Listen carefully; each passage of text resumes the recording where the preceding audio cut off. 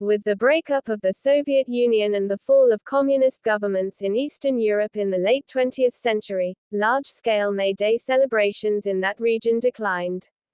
In dozens of countries around the world, however, May Day has been recognized as a public holiday, and it continues to be celebrated with picnics and parties while serving as the occasion for demonstrations and rallies in support.